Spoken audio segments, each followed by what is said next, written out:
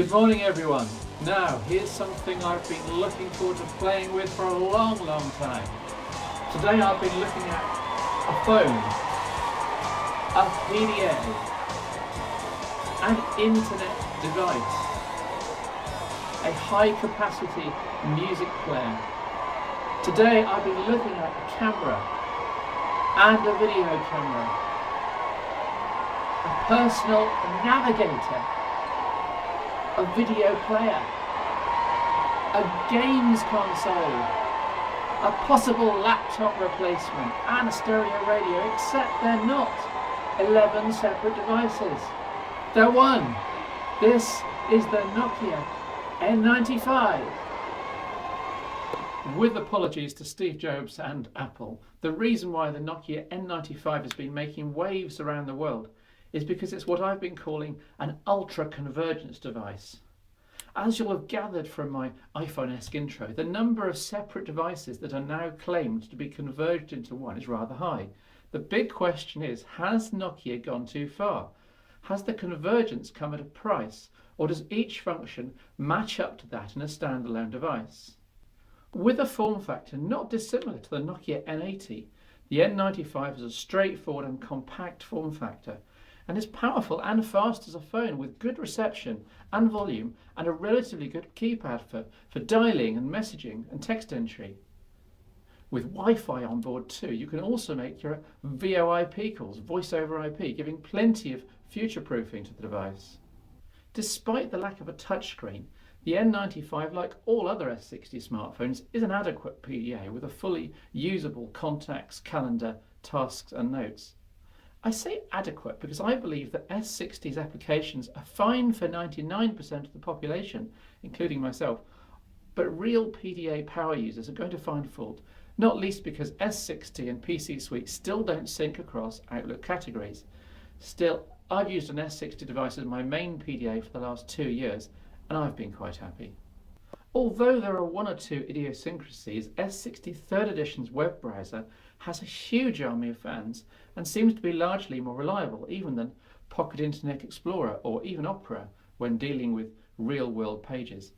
And with the N95 having S60 3rd Edition Feature Pack 1 on board, web is even more fully featured, including handling WAP pages, so you don't need a separate WAP browser.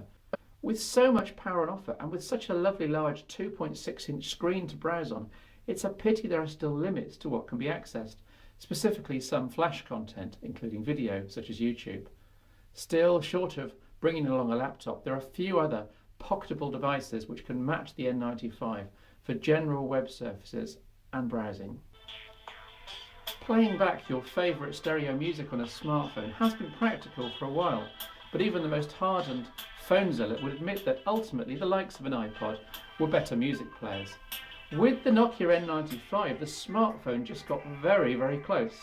Not in terms of capacity, certainly, you've only got your micro SD card to fill up with a gigabyte or so, and not in terms of interface. I'm not a huge fan of the menu structure in S60's music player, and I've also found that album art wouldn't work for me. But in terms of accessibility, the N95 overtakes the humble iPod because of the dedicated music controls, the A2DP Bluetooth support, the way you can stream music to an audio gateway onto your hi-fi or TV using Bluetooth or Wi-Fi, universal plug and play. And with a bog standard 3.5mm jack on the N95 side, there are many wired and unwired ways to get your music out of your micro SD card and into your ears, and barring some hiss with the wired alternatives, the quality is pretty good too. The rise of smartphones pretending to be standalone digital cameras has been well documented.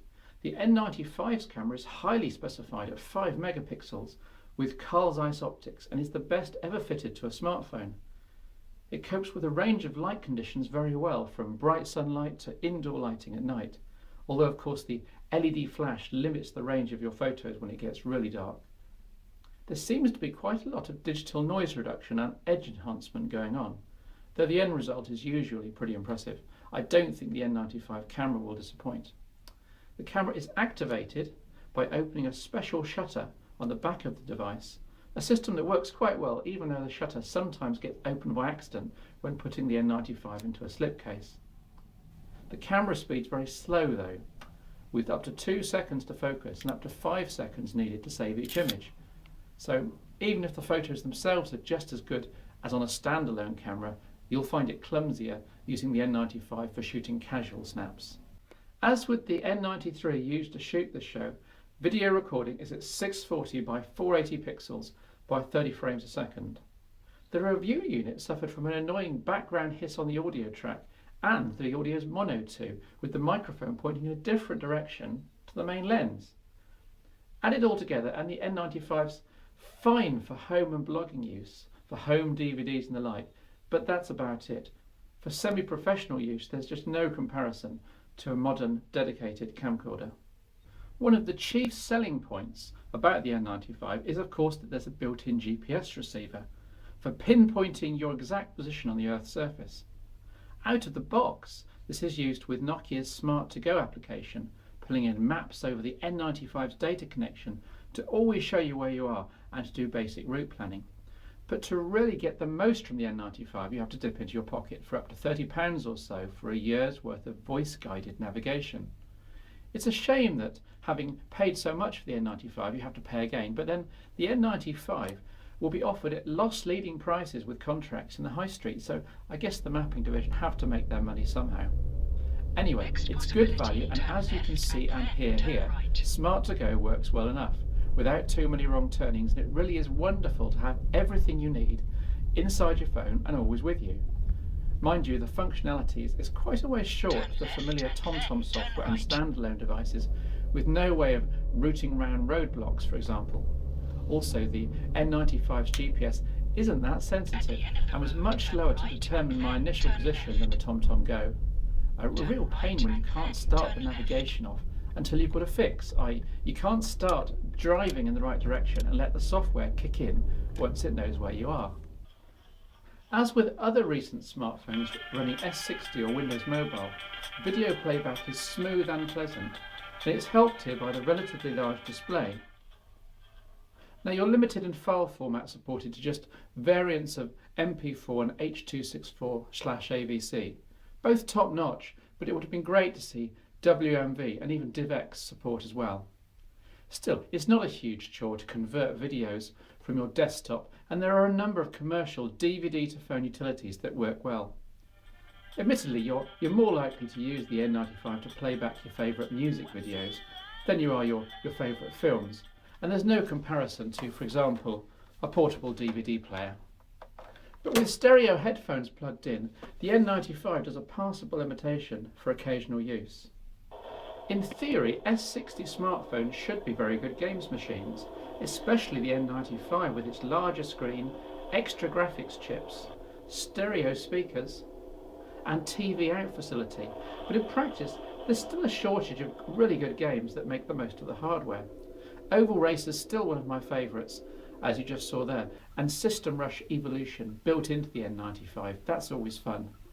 Being able to play games using the N95 as the controller and engine, and your TV as the widescreen monitor that anyone can see, makes the N95 an interesting console alternative that's mainly let down by the shortage of titles. Now obviously, no smartphone, even the upcoming and much larger Nokia E90 or HTC Advantage, can replace a Windows or Mac laptop, but it's very easy to add a Bluetooth keyboard and, by upgrading the onboard Quick Office to editing status, do basic word processing, fiddle a few numbers in a spreadsheet, or add to a PowerPoint presentation. It's a bit like keyhole surgery, but as with most smartphones, there will still be occasions when you'll be able to handle an office document by email and act on it, even though you're on the road. No, we're not talking DAB radio here, although we might start to see that in hardware in a few years' time. Like all the other Nokia N series devices, this is a humble FM receiver. Mind you, when you've exhausted your own stored music files, it's great to turn to the radio for alternatives or to hear the news. Looking at each device function in turn, it's easy to criticise the N95 for not really replacing each standalone device, but then that's not really the point. Anyone that needs a top camera or a top navigator or a really high capacity music player or a games console A standalone device is always worth investing in, but the N95 is a pretty great all-rounder. It can do a great many things fairly well, all in a compact form factor that blends in with the crowd and unbelievably only weighs 120 grams. It's not short on features, but it is short on a few other things. Battery life, for one. The laws of physics dictate that with camera, GPS, Wi-Fi, Bluetooth and so on all sucking up power, then a slender 5mm thick battery really isn't going to last that long. And it doesn't. If you use the N95 as much as I do, then it's out of power by the end of every day. Similarly with RAM, at least. Play around with the camera and gallery and you'll see out of memory errors more often than you should. Hopefully, newer firmware can squeeze a little more RAM out of S60 in the N95. Jack of all trades and master of none? That's a bit cruel. The N95 is clearly up with the cutting edge in several areas. Ultimately, despite it being the most desirable piece of electronics so far this year, there are some compromises required by the ultra conversions. This has been the Nokia N95. As Nokia say, it's not one thing, it's many.